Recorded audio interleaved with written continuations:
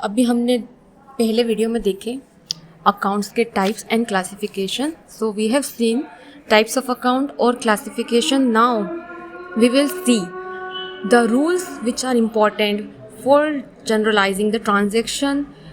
आप जब नकल बही बनाएंगे तो कुछ 3 नियम है जिसका आपको ध्यान रखना है. Now we will see that 3 rules.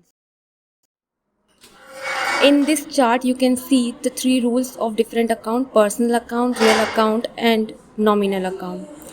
Rules are different for every account. So now we will practice this rule. Just अभी हमने चार्ट देखा जिसमें हमने 3 नियम देखे. पहले पर्सनल अकाउंट का नियम देखा हमने. जो नियम क्या है? Debit the receiver, credit the giver. Real और वास्तविक खातों का नियम क्या है? Debit what comes in, credit what goes out. Similarly नाम मात्र या नॉमिनल अकाउंट का नियम क्या है? Debit all the expenses and losses, credit all the incomes and gain. ये 3 नियम आपको अच्छे से रट लेना है, याद कर लेना है बहुत अच्छे तरीके से. इससे आपको क्वेश्चन करने में, प्रैक्टिकल प्रॉब्लम सॉल्व करने में कोई दिक्कत नहीं आएगी. अब इन नियमों के अनुसार हम कुछ एग्जाम्पल देखते हैं तो आपको ये नियम और अच्छे से क्लियर हो जाएंगे. इसके बाद हम प्रैक्टिकल स्टार्ट करेंगे. तो पहले आपके सामने एक ट्रांजैक्शन है, sold goods to Ram. Ram को माल बेचा. अब इस ट्रांजैक्शन को आपको क्या करना है? एनालाइज करना है, आपको इसका विश्लेषण करना है और आपको पता करना है कि कौन से 2 खाते यहाँ पे प्रभावित हो रहे हैं. विच 2 अकाउंट्स आर अफेक्टेड हियर. तो आप देखेंगे तो 2 खाते कौन से दिख रहे हैं आपको? एक गुड्स दिख रहा है और एक राम. यहाँ ये 2 खाते प्रभावित हो रहे हैं. एक तो माल खाता और एक राम का खाता. ठीक है. अब मैं आपको सबसे पहले बता दूं कि सोल्ड गुड्स लिखा है. मैंने अभी आपको गुड्स का क्लासिफिकेशन पहले वीडियो में बताया था और क्या कहा था कि अगर गुड्स को बेचा जाता है तो वो कौन सा अकाउंट कहलाता है? सेल्स अकाउंट कहलाता है. हिंदी में उसको विक्रय खाता कहते हैं. तो आप यहाँ गुड्स नहीं यूज़ करेंगे, आप क्या यूज़ करेंगे? सेल्स अकाउंट यूज़ करेंगे. मतलब गुड्स की जगह आप क्या नाम यूज़ करेंगे? Sales account. है वो गुड्स ही, लेकिन यहाँ नेम चेंज हो जाएगा क्योंकि यहाँ सेल किया गया गुड्स है, इसलिए सेल किए हुए गुड्स की जगह हम सेल्स अकाउंट यूज़ करेंगे. तो अब आपको क्या देखना है? ये 2 कैसे निकाले मैंने, ये 2 खाते कैसे निकाले हैं. तो आप देख लीजिए. हम बिज़नेस पॉइंट ऑफ व्यू से यहाँ सोचते हैं. तो आप ये देखेंगे तो आपका बिज़नेस क्या कर रहा है? गुड्स को सोल्ड कर रहा है. तो हमको ये देखना है कि बिज़नेस से क्या जा रहा है और बिज़नेस में क्या आ रहा है. और दूसरा पहला और क्या सोचना है हमको कि रिसीवर कौन है और गिवर कौन है. आपको 3 रूल के हिसाब से सोचना है. तो सबसे पहले हम राम देख लेते हैं. तो राम जो है वो कौन है? एक पर्सन है. तो राम आपका क्या हो गया? एक पर्सनल अकाउंट हो गया. ठीक है. राम क्या हुआ? पर्सनल अकाउंट, या हम बोल सकते हैं एक व्यक्तिगत खाता हो गया.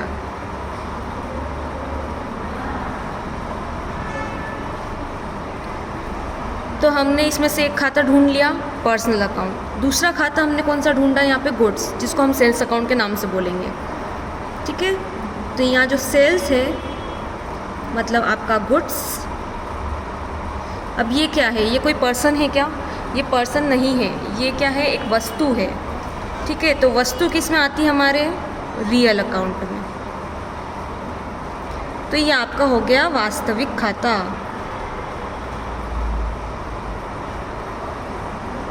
तो आपको ऐसे ट्रांजैक्शन जो है उसमें से निकालना है कि कौन कौन से खाते हैं. मैं आपको और बताती हूँ. इस रूल को समझने पहले आप जो है खातों को ढूंढना सीखिए, पहले सर्च करना सीखिए. अब मैं एक और ट्रांजैक्शन लिख रही हूँ.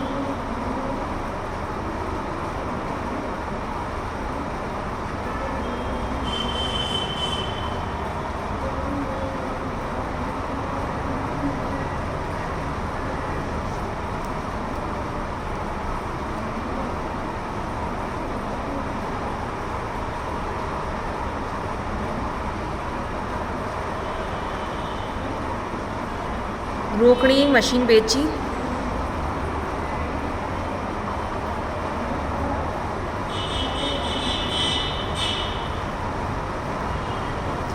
ठीक है. अब इस ट्रांजैक्शन में आप देखिए कोई पर्सनल अकाउंट आपको दिख रहा है, कोई भी पर्सन नहीं है यहाँ पे, मतलब यहाँ कोई पर्सनल अकाउंट नहीं है। बट यहाँ पे एक हमको मशीन दिख रही है और एक हमको दिख रहा है कैश, रोकड़। तो यहाँ ये क्या है, मशीन, एक रियल अकाउंट है क्योंकि ये एक वस्तु है।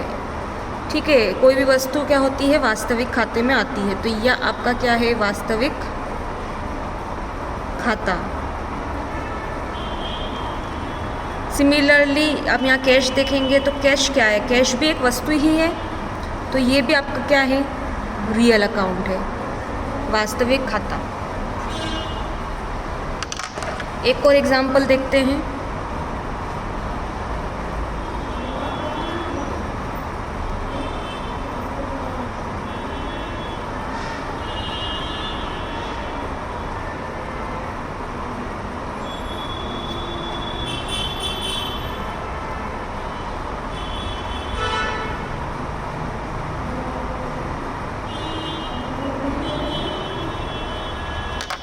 तो अब यहाँ पे भी आपको क्या करना है, ट्रांजैक्शन में कोई दो खातों को ढूंढना है। तो दो खाते हम, एक तो यहाँ पे आपको साफ दिख रहा है क्या है, किराया। ठीक है, दूसरा जो है सिंपल सी बात है, यहाँ दिख नहीं रहा है लेकिन आप पता कर सकते हैं। यहाँ क्या लिखा है, रेंट पेड, किराया चुकाया। तो ऑब्वियसली आप अगर चुका रहे हैं तो क्या जा रहा है बिजनेस में से, कैश जा रहा है। तो यहाँ दिख नहीं रहा है लेकिन आपको ये पता करना है कि आपके बिज़नेस में से क्या जा रहा है और क्या आ रहा है। तो यहाँ क्या जा रहा है, कैश जा रहा है। तो यहाँ पे एक खाता जो छुपा हुआ है इस ट्रांजैक्शन के अंदर, वो कौन सा है, रोकड़ खाता। ये जो है ये हिडन था जो आपको निकालना था। तो यहाँ आपके दो अकाउंट मिल जाते हैं, एक तो रेंट मिलता है आपको और एक आपको मिलता है कैश। तो रेंट अकाउंट और कैश अकाउंट। तो ये रेंट क्या हुआ, यहाँ पे आप चाहे तो अकाउंट लगा सकते हैं। ठीक है, तो यहाँ पे भी आप अपोस्ट्रोफ एस करके अकाउंट लगा सकते हैं।